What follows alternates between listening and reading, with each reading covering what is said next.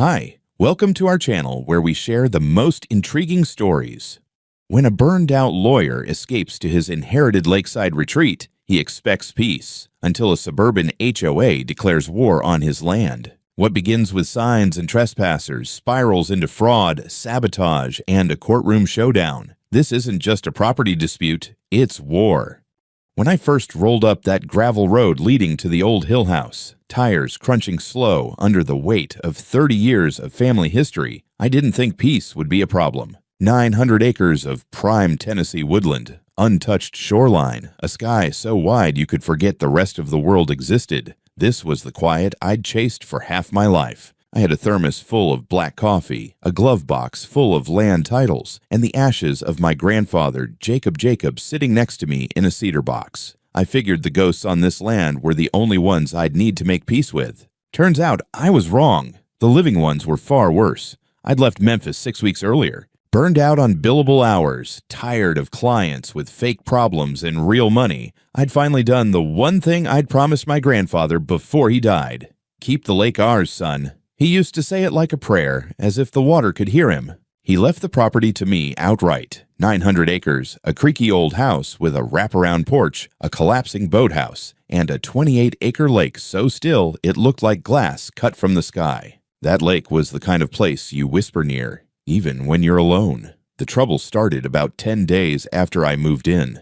I was down by the dock, restaining the old cedar boards, when a teenage boy came jogging across the shoreline like he owned it. He had earbuds in, sunglasses on, and the kind of oblivious energy only high school kids and middle managers seem to generate. He gave me a nod, half wave, and ran straight out onto the dock before I stopped him. "Hey," I said without raising my voice. "You know this is private property, right?" He paused, looked at me like I'd spoken Greek. "Dude, this is the HOA lake. Everyone runs here." I stood up, wiped my hands on a rag. "No, it's not. This is Jacob's property. Been private since 1972. The kid laughed like I was the weirdo. "That's not what my mom says." He jogged off before I could respond. I figured it was a misunderstanding. Maybe a neighbor's kid. Maybe a bad map. That theory disintegrated 3 days later when I received the first letter. White envelope, HOA letterhead, Clear Shore Waterside Property Owners Association. Inside was a typed, oddly formal demand that I submit an application to formally join the association and review community water access expectations. It warned that failure to comply may result in limitations of shoreline access per HOA regulations. I reread that line 3 times, then chuckled. I wrote back the same day. A polite letter, attached a certified copy of the deed, highlighted the language. All water rights and shoreline access deeded solely to Jacob A. Jacobs and his descendants in perpetuity. Sent it certified return receipt. I figured that'd be the end of it. It wasn't. A week later, I noticed something strange down by the shoreline. Brand new signs. Bright blue aluminum staked every 50 feet along the water. Clear Shore Lake. Members only. Private HOA access. I stood there blinking like an idiot, holding a mug of lukewarm coffee. At first, I thought it was vandalism.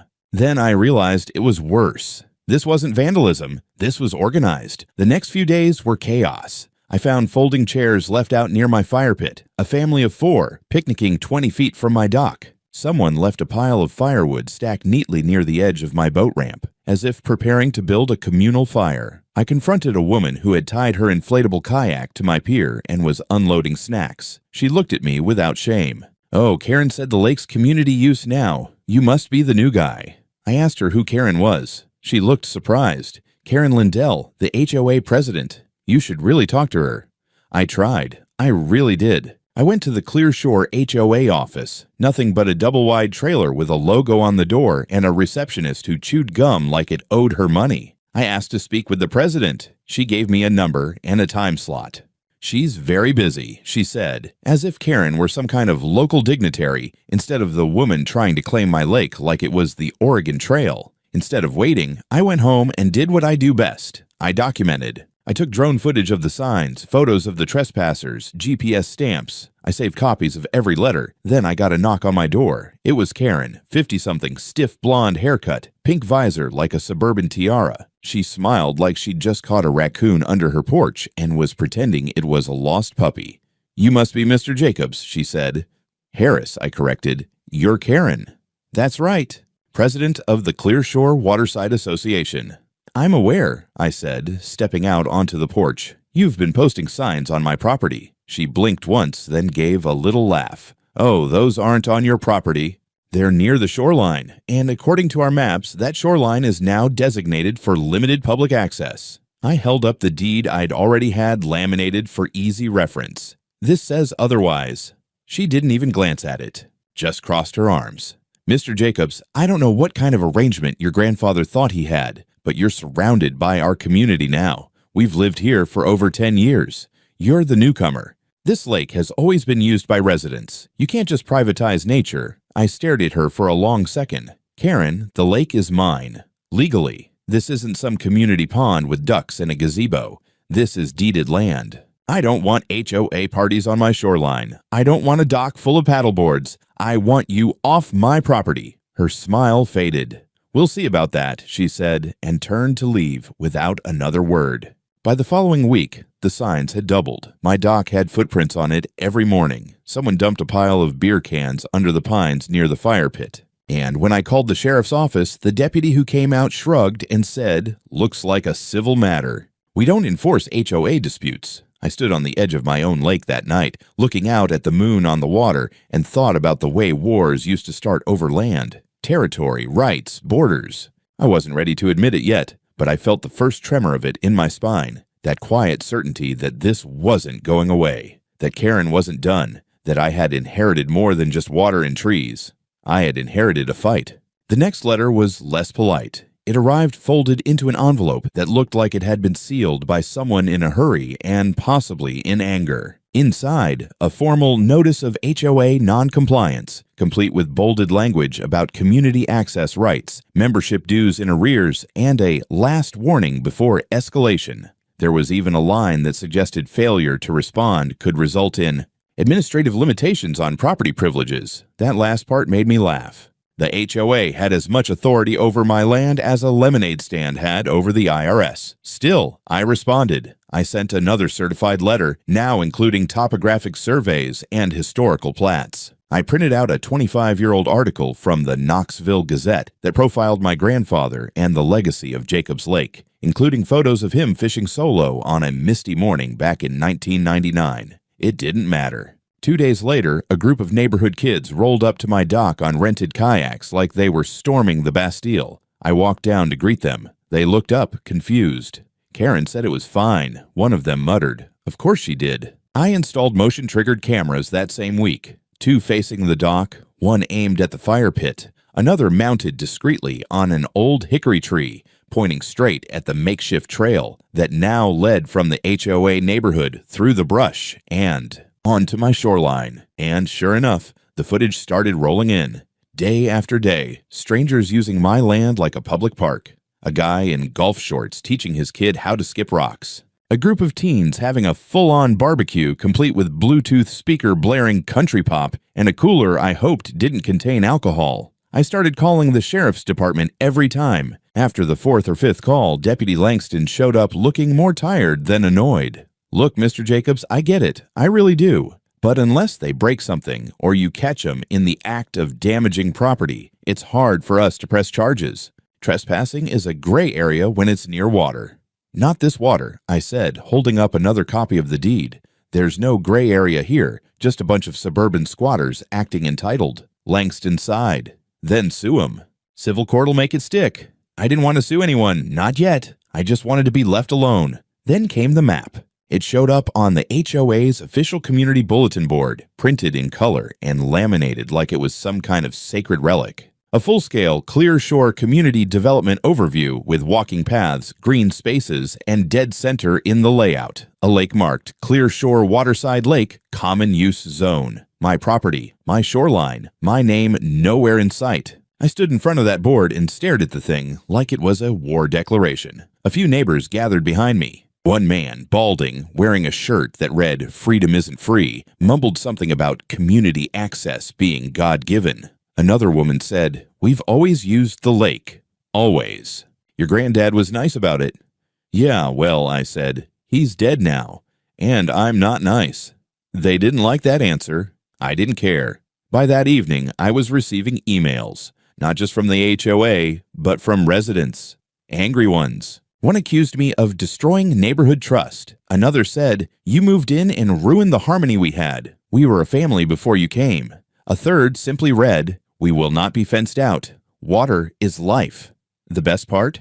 That last one was from someone who lived 4 streets away and had never once set foot near the lake until this drama started. It didn't stop there. One morning, I came out to find my mailbox knocked off its post and flattened on the ground. Another day, someone spray painted the word thief on a signpost near the trailhead. I began carrying a sidearm on morning walks, just in case. And then, like clockwork, Karen returned. She was wearing a different visor this time, navy blue, and held a clipboard like it was a royal decree. "We've conducted a community vote," she said, standing on the edge of my driveway. 84% of residents agree that the lake should be annexed as a shared amenity. The map has been submitted to the county for review.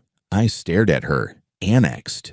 You think this is a colonial expansion? You can't just redraw land boundaries with a goddamn Crayola map and a committee vote. She ignored that. "We've submitted a request for official jurisdictional reassessment. You'll be notified by the county. In the meantime, we're asking for good faith cooperation, shared dock access, picnic stations, maybe a community paddleboard rack." I laughed. I couldn't help it. "Lady, the only thing I'll share is a restraining order." Her eyes narrowed. "You're creating division." "No," I said. "I'm enforcing ownership. Big difference." That night, I had a call with a friend of mine, Ken Bristow, former county land surveyor turned whistleblower. He still had contacts in the records office. I gave him the name Glenn Crane, one of the HOA board members I'd seen hovering near the new map. Turns out Glenn used to work for the county GIS office. And it also turns out that someone had quietly submitted an altered boundary overlay showing the lake as unclaimed municipal green space, a convenient fiction designed to make the HOA's claims appear legitimate on paper. That's when it clicked. They weren't just bluffing, they were setting up a legal foundation to take the lake. I stared out the window that night, watching as a couple in matching jogging outfits walked a little too close to the dock, then turned around when they saw the cameras. This wasn't going to end with letters and conversations. This was war. And Karen was just getting warmed up. Ken called me back the next morning, his voice tight with caffeine and fury. "You were right," he said. "That boundary overlay, total fiction. Crane submitted it 2 weeks ago using an outdated template and a signature that doesn't match the registrar's. It's fraud, Harris. Straight up cadastral fraud." I was already sitting at my desk with a yellow legal pad when he called, scribbling timelines and names. My instincts had kicked into full lawyer mode the second I saw that map. Now I had the one thing HOA hadn't counted on: leverage. "Can you get me copies?" I asked. "Already sent them to your email, PDFs and raw GIS data, and Harris. They submitted it under your parcel ID." It's not just a fake boundary. They tried to make it look like you never existed. That hit me like a cold hammer. Not only were they trying to absorb my land into their little HOA fiefdom, they were trying to erase my name from the records entirely. I contacted the county records office myself later that day, filed a formal complaint, and scheduled a meeting with the deputy clerk. They were polite but cagey. Someone had already called from Clear Shore Waterside, concerned about misinformation. I made it clear that I had legal representation, historical ownership documentation, and about 600 gigabytes of evidence. Backing up my claim, the tone changed. While I was at it, I called a buddy in the Tennessee Department of Environment and Conservation, asked him to run a quiet check on any permit requests or construction filings near my shoreline. Sure enough, a provisional zoning request had been submitted by Clear Shore Waterside to install a floating dock and small recreational facility on my lakefront. I wasn't dealing with confused suburbanites anymore. This was organized, tactical, intentional. These people were playing chess with fake documents and smiling faces, so I stopped playing nice. I installed 2 more cameras, night vision enabled, solar powered, no blind spots. Put up fresh private property, trespassers will be prosecuted signs every 20 feet. And then I walked down to the HOA Welcome Center, still that same double wide with a logo on it, and served Karen Lindell with a notarized cease and desist. She took it like I'd handed her a parking ticket. "This is ridiculous," she said, glancing at the document like it was a grocery receipt. We're not trying to take anything. We're clarifying usage boundaries." "No," I said. "You're forging cadastral overlays and trying to gaslight a legal title holder into surrendering private land. That's textbook fraud. And this cease and desist is the polite version. Next one comes with court dates." She didn't like that. Her smile disappeared like someone shut off a light switch. "You really want to go to war over this?" she said, voice tight. "Lady," I replied, "you declared war the second you printed that bullshit map." The next escalation came 48 hours later. I woke up to the sound of voices down by the water, men shouting, wood clanking. I grabbed my jacket and headed for the dock. 3 workers in safety vests were unloading lumber from a flatbed trailer that had somehow made it halfway down my forest access trail. They'd already marked off an area with orange flags and staked in a sign that read, "Future Site, Clear Shore HOA Dock and Pavilion." I didn't say a word. I just walked back up the hill, pulled the SD card from one of the trail cams, and called the sheriff. Deputy Langston showed up 20 minutes later, this time with another cruiser behind him. I handed over the footage and pointed them toward the trail. To their credit, they didn't screw around. The workers were detained on the spot. Not arrested, but questioned thoroughly, and eventually cited for trespassing and unauthorized construction on private land. One of them tried to argue that the lady from the HOA said it was fine. Another muttered, "We just do what we're told." Karen wasn't on site that day, but she might as well have been. Her fingerprints were all over it. That evening, she called me directly. First time she'd done that. I didn't pick up, so she left a voicemail. "You really think this ends with you winning," she said, voice tight. "You're not a community. You're a roadblock. People talk, Harris. People get tired of being fenced out. Careful who you push." I saved the voicemail, sent it to my lawyer. Then I poured a whiskey and sat out on the porch, watching the mist rise from the lake. It was quiet, finally, but it didn't feel like peace. The next morning, someone had dumped 3 bags of trash on my shoreline. Fast food wrappers, beer cans, diapers, and right in the center of it, a laminated flyer from the HOA. "Community Cleanup Day. Thank you for participating." They were sending a message. So was I. I posted the video of the dock crew online, tagging the HOA, tagging Karen, tagging the sheriff's office, the county clerk, the assessor's office, and 3 local news outlets. Within 6 hours, the video had 3,000 views. By sundown, it had over 12,000, and that's when a journalist named Owen Blake reached out.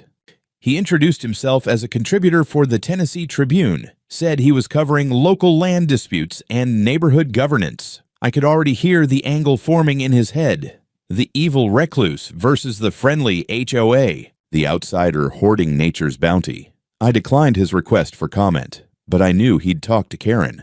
Let him. She'd already written the script. Now I was going to burn the stage. 2 days after the video went viral, a drone flew over my lake. I was drinking coffee on the porch when I heard it, soft mechanical buzzing, like an angry mosquito with a GoPro strapped to its back. It circled twice, dipped low over the dock, then climbed up and zipped off toward the Clear Shore development. A few hours later, the article dropped. Local HOA claims right to historic lake. Who really owns Clear Shore? By Owen Blake, Tennessee Tribune. The piece was exactly what I expected. A photo of the lake taken at golden hour. Karen smiling in front of a freshly printed map, gesturing at the shoreline like she was giving a TED Talk.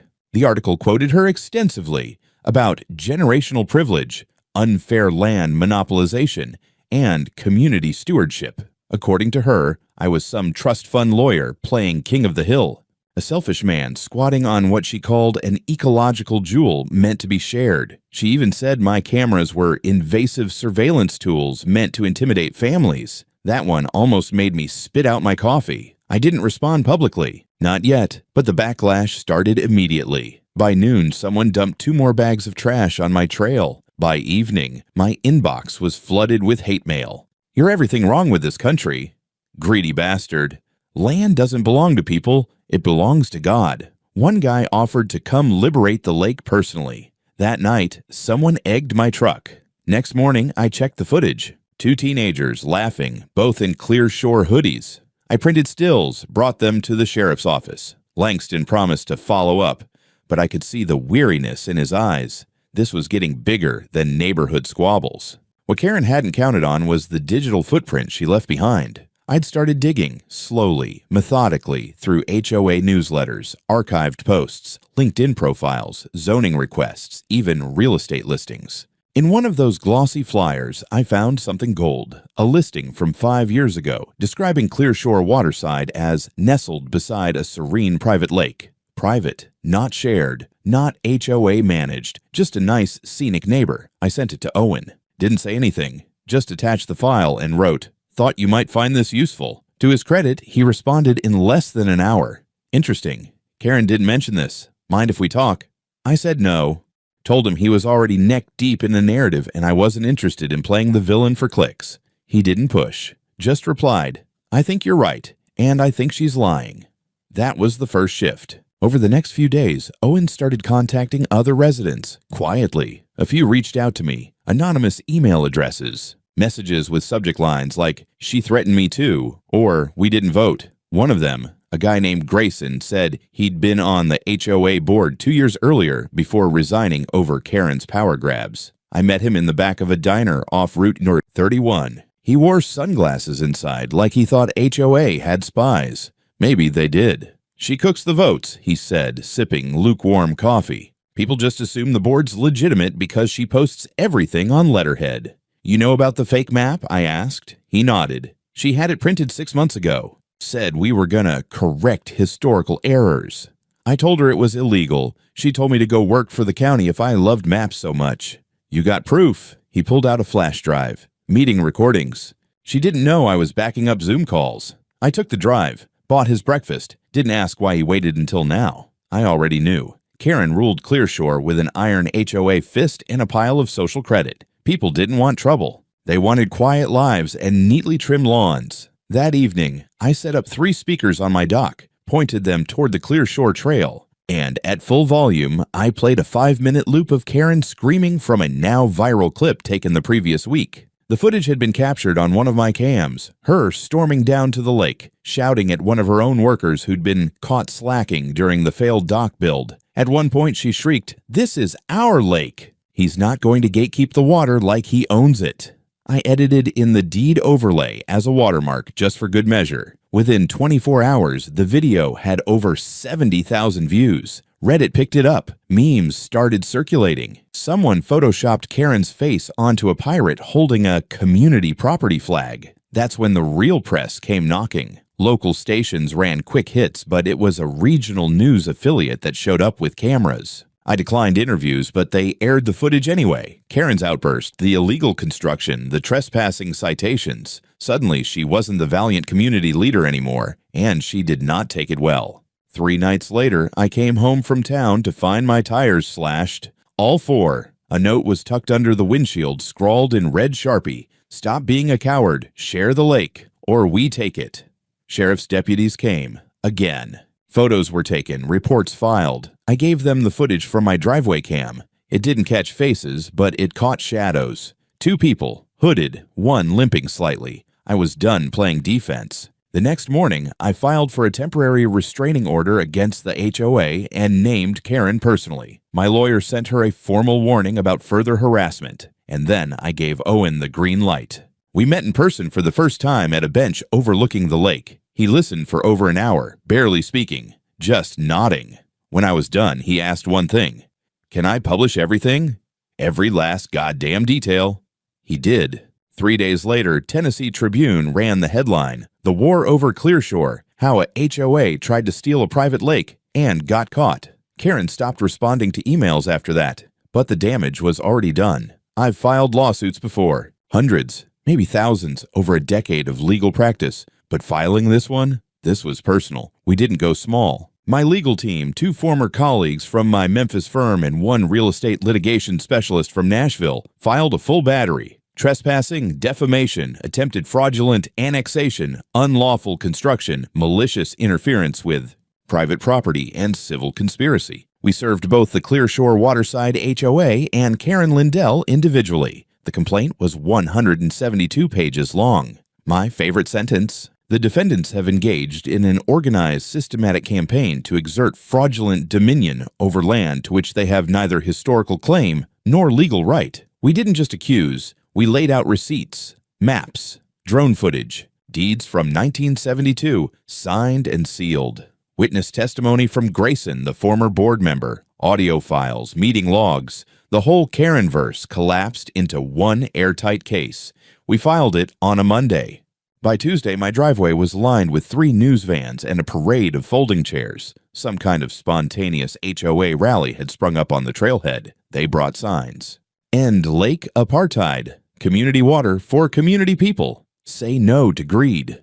A guy with a guitar was singing something that sounded like a protest folk song, but had the lyrical depth of a wet sponge. Karen wasn't among them, but her influence lingered like cheap perfume. I called the sheriff again. They came out, reviewed the property line, and started issuing dispersal orders. One woman screamed, "Fascist!" at Deputy Langston. He didn't blink. Meanwhile, Owen Blake was digging deeper. His next article dropped like a bomb. From realtor to tyrant. The real Karen behind Clearshore's land grab. It wasn't just about me anymore. Owen found court records from a different county, where Karen had once been sued for misrepresenting a property's access rights. He spoke to former colleagues who called her unhinged, obsessed with control, and the kind of person who sends 3 follow-up emails about the height of your fence. One described her as a mix of Martha Stewart and Mussolini. The HOA board tried to distance themselves. A public statement was released calling the lawsuit unfounded and labeling me an embittered landholder clinging to outdated documents.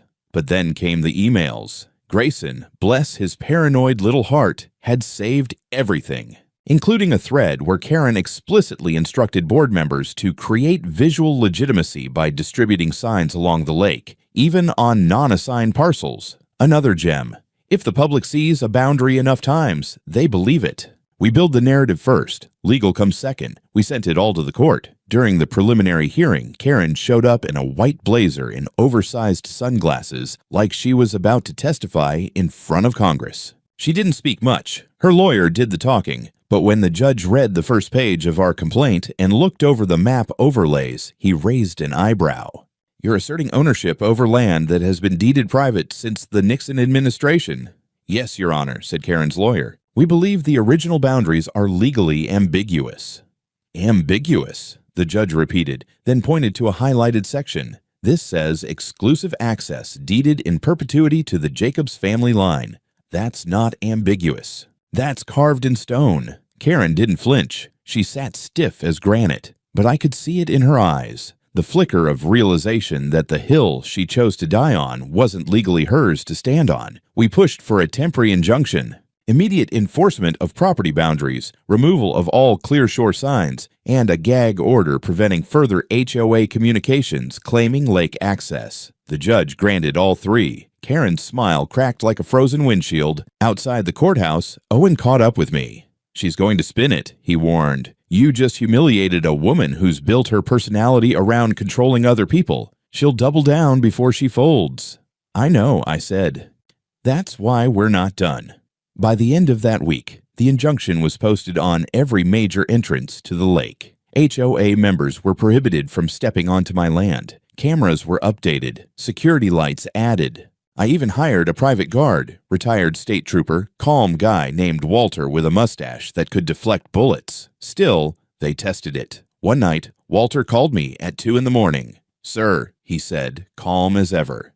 We've got a group of teenagers on kayaks trying to launch from your North Shore. I pulled on jeans, drove down. By the time I got there, they were gone. Just a few floating chip bags and a damp hoodie left behind. But tied to one of the dock rails was another message, written in marker on the back of a pizza box. You can't own nature. The irony wasn't lost on me. A group of HOA-raised kids breaking into private property to deliver a philosophical protest wrapped in junk food packaging. Karen had infected them with her fantasy, this idea that the law didn't matter. Only perception. I snapped a photo, added it to the file. The real trial was still weeks away, but Clearshore was already cracking. It started with the newsletter. Every Clearshore waterside resident received it, printed and hand-delivered by what was left of the HOA board. It had Karen's signature across the top in her usual all-caps, cursive hybrid, and read like a Cold War propaganda leaflet. They want to take our voice. They want to silence our community. We must stand together. She called the court's injunction illegitimate, blamed outside influence, and insisted that no judge can erase a community's will. She claimed I was using deep money to suppress natural rights, and compared the lake to a national park held hostage by a tyrant in a suit. I laughed when I read it, but by the third paragraph, it didn't feel funny anymore. She wasn't trying to win. She was radicalizing. The backlash began almost immediately. Half a dozen homeowners publicly resigned from the HOA on social media. Someone started a Facebook group called Clear Shore Doesn't Speak for Me. Within 2 days, it had 400 members. A Reddit post quoting the newsletter's more unhinged lines hit the front page of Our Air-Ho Nightmares, and the comments were brutal. Then came the incident at the board meeting. Karen had called it as an emergency session to address community betrayal. It was supposed to be open to residents only, but someone leaked video. She stood at the podium, red-faced and trembling, waving the court order in one hand and shouting into the mic, "They want us divided. They want to steal from our children, from our future. But I will not let some arrogant Hill lawyer destroy what we built." Several people walked out mid-speech. One man yelled, "It's not your damn lake, Karen." The video went viral by morning. I was at the hardware store when a woman stopped me in the parking lot. Early 50s, sensible haircut, looked like she owned 3 Labradors. "You're Harris, right?" she asked. "Lake guy."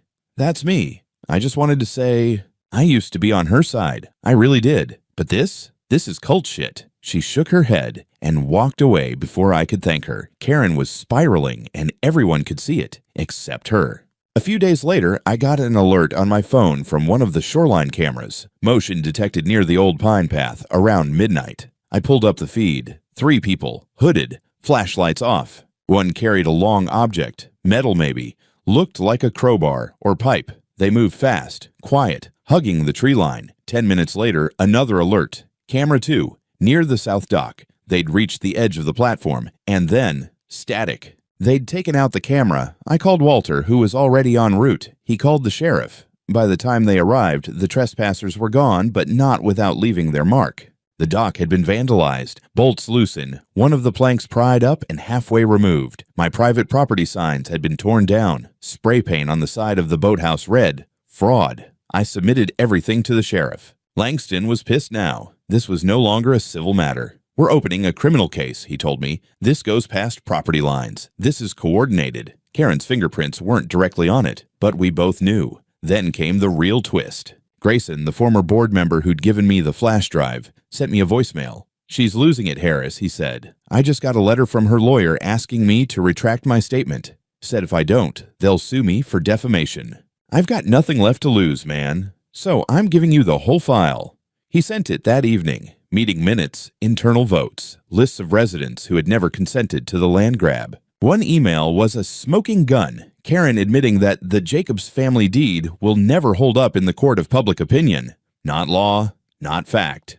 Public opinion. I handed it all to my lawyers. The second motion we filed was for punitive damages, arguing intentional malice, coordinated defamation, and reputational harm. The number we attached, $3.1 million. That figure spread fast. By the end of the week, HOA members were abandoning ship en masse, some quietly, some with public Facebook posts. I've withdrawn all support. I was misled. I thought she was trying to protect the neighborhood, but this has gone too far.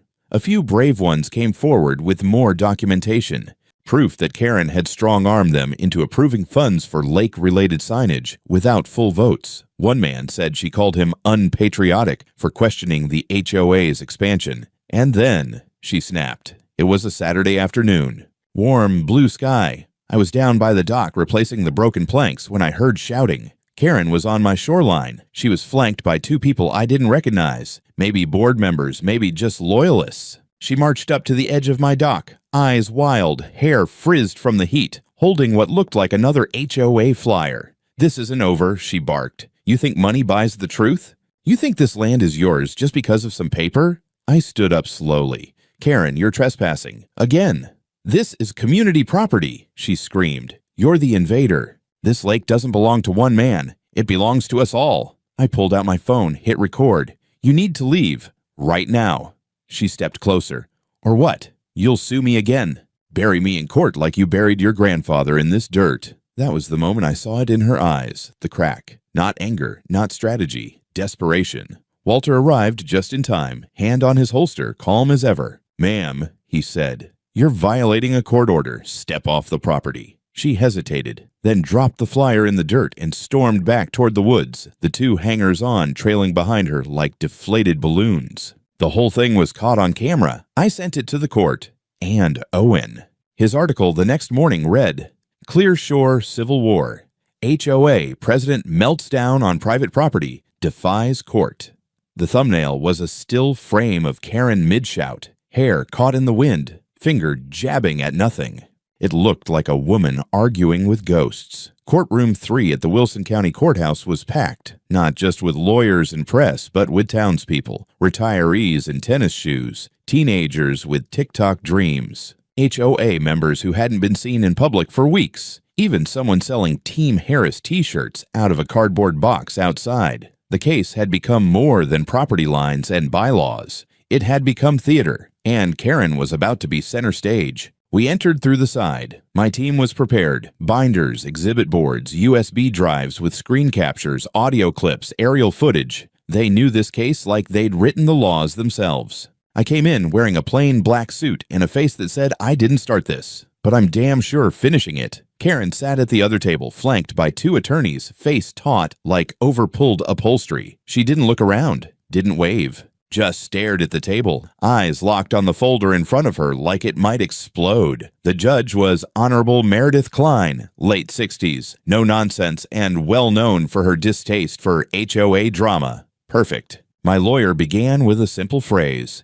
This case is about one thing, ownership. Everything else is noise. Then we laid it out. Exhibit A, my grandfather's original deed from 1972. Reaffirmed by the county 6 times over 50 years. Exhibit B, aerial photos from 5, 10, 20 years ago, unbroken private use. Exhibit C, the false map circulated by the HOA claiming the lake as common use, complete with manipulated overlays. Exhibit D, Grayson's email thread showing Karen's plan to manufacture visual legitimacy and shape perception first. Exhibit E, video of Karen's shoreline meltdown. Exhibit F, audio from a board meeting where Karen said, "Legal won't matter if the public backs us." Each item landed like a hammer. Her defense tried the usual. Ambiguity, intent to protect community interest, fluid boundaries. They claimed the map was a draft, never formally distributed. They said I was hostile to dialogue, eager to litigate, bent on privatizing a shared resource. Then came their star witness, Glenn Crane. Only Glenn didn't cooperate. Under oath, with sweat beading on his forehead, Glenn admitted that yes, he had submitted the altered GIS boundary at Karen's request. Yes, he knew it was false. Yes, he now regretted it. No, he had not received official board authorization to do so. Karen's face didn't move, but her fingers twitched, tiny spasms like static under her skin. The real turning point came when my lawyer introduced the community manipulation thread. We pulled up a projection of Karen's email where she wrote, "Even if Jacobs has the title, he doesn't have the neighborhood. We make him the villain. We win the narrative." The judge leaned forward. "Mrs. Lindell, did you write this?" Karen's attorney objected. Overruled. Karen stared at the screen. That email was taken out of context. What context makes this acceptable? And the judge asked flatly. No answer. Then came the damages. We showed estimates of property devaluation from harassment, legal fees, vandalism, the reputational damage from being publicly smeared as a thief and tyrant. Walter even testified about the security issues, the threats, the messages left on my truck. Then came the kicker. My lawyer played a voicemail Karen had left Grayson just before the trial. If he wins, we all lose. You want to be the one who gave him the rope to hang us? Because I swear, if this goes public, I'll take everyone down with me. The courtroom was silent. You could hear people breathing. Judge Klein recessed for an hour to review everything. When we reconvened, she didn't waste time. In my 40 years on this bench, I have seen petty disputes, malicious vendettas, and bizarre interpretations of property law. But I have never seen such a coordinated, arrogant attempt to seize private land through fraud, coercion, and manipulation of a governing body meant to serve, not dominate. She looked straight at Karen. This wasn't about stewardship. It was about control. Then she gave her ruling. Full ownership of the lake and surrounding land reaffirmed to me. Harris Jacobs. A permanent injunction prohibiting any Clearshore Waterside member from accessing or claiming use of the lake. Ordered removal, at HOA's expense, of all signage, structures, and distributed materials referencing lake ownership. Karen Lindell personally liable for defamation, attempted fraudulent conveyance, and incitement. HOA ordered to pay $3.1 million in damages. All evidence referred to the district attorney for potential criminal prosecution. Karen didn't speak. Her lawyer did. He asked for a delay in enforcement. Denied. He asked for reconsideration. Denied. He asked if Karen could make a closing statement. Not today, said Judge Klein. She said more than enough. As I stepped outside, flashes from local press cameras hit like lightning. Owen Blake stood just behind the line. You were right, he said, about everything. I nodded. You got what you needed? Oh yeah, he grinned. This story's going national. 2 months after the verdict, the sign went up. A black and white slab of aluminum bolted to the center post of the dock, gleaming under the Tennessee sun. Private lake. Trespassers will be sued HOA-free zone. Walter helped me install it. We didn't say much. He just tightened the bolts, gave it a nod, and said, "Feels like peace." He wasn't wrong. The lake was quiet again. No parties, no drones, no kids kayaking into my shoreline like it was some kind of theme park. Just water, wind, and the occasional heron gliding across the surface like it had never heard the word lawsuit. Clearshore Waterside HOA didn't survive the storm. The legal costs alone gutted them. The $3.1 million judgment was only the beginning. Most of that had to be paid through emergency property assessments. Residents revolted. Half the board resigned within 2 weeks. By the end of the month, they voted to formally dissolve the HOA. The neighborhood still exists, but now it's just a neighborhood. People cut their own grass, put up whatever mailboxes they want. I even saw someone install pink flamingos in the yard and no one said a damn thing. Karen? She pled guilty to a list of charges longer than a CVS receipt: falsification of public records, harassment, property interference, defamation, and attempted fraudulent annexation. The plea deal got her 11 years. No parole for the first 6. They perp-walked her out of her own house in broad daylight. Someone filmed it from a second-story window. The audio caught her screaming, "It was supposed to be our lake," as she was stuffed into the back of a cruiser. That clip played on the news for a week. Owen Blake got a journalism award. His series The Lake War ran as a podcast, then as a 6-part investigative feature. By the time the dust settled, every HOA in the state was triple-checking their bylaws, terrified they'd be next. As for me, I didn't go back to the city. I kept the house, restored the dock, replanted some of the shoreline flora that got trampled in the chaos. And then I did something no one saw coming. I reached out to the Tennessee Wildlife Preservation Authority and proposed a partnership.